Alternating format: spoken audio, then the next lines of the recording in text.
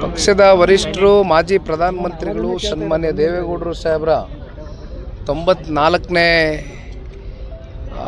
ಒಂದು ಆಚರಣೆಯ ಅಂಗವಾಗಿ ಹುಟ್ಟುಹಬ್ಬದ ಪ್ರಯುಕ್ತ ಹಲವಾರು ಜಿಲ್ಲೆಗಳಿಂದ ಜನತಾದಳ ಪಕ್ಷದ ಕಾರ್ಯಕರ್ತರಿಗೆ ಒಂದು ಪ್ರೋತ್ಸಾಹವನ್ನು ಕೊಡಬೇಕು.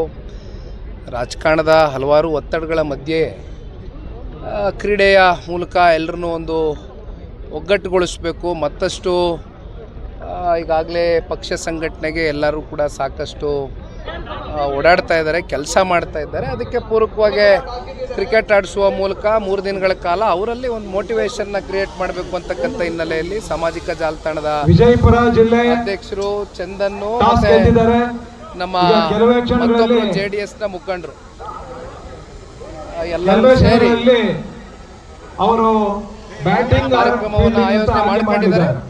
ಒಟ್ಟಾರೆಯಾಗಿ ನಮ್ಮ ಪ್ರವೀಣು, ಚಂದನ್ನು ಮತ್ತು ಭಾಳ ಜನ ಇವತ್ತು ಪ್ರೈಸ್ ಡಿಸ್ಟ್ರಿಬ್ಯೂಷನ್ ಮಾಡ್ತಕ್ಕಂಥದ್ದಕ್ಕೆ ಭಾಳ ದೂರದಿಂದ ಬಂದಿರತಕ್ಕಂಥ ಜಿಲ್ಲೆಗಳಿಂದ ಎಲ್ಲ ಕಾರ್ಯಕರ್ತ ಬಂಧುಗಳಿಗೆ ಅವರಲ್ಲಿ ಒಂದು ಮೋಟಿವೇಶನ್ನ ಕ್ರಿಯೇಟ್ ಮಾಡಬೇಕು ಅನ್ನೋದಕ್ಕೆ ದೊಡ್ಡ ಮಟ್ಟದಲ್ಲಿ ಪ್ರೈಸ್ಗಳು ಕೂಡ ಕೊಡ್ತಕ್ಕಂಥದ್ದಕ್ಕೆ ತುಂಬ ಜನ ಪಕ್ಷದ ಕಡೆಯಿಂದ ಅದು ಶಾಸಕರು ಕೂಡ ಸಾಕಷ್ಟು ಸಹಕಾರ ಕೊಟ್ಟಿದ್ದಾರೆ.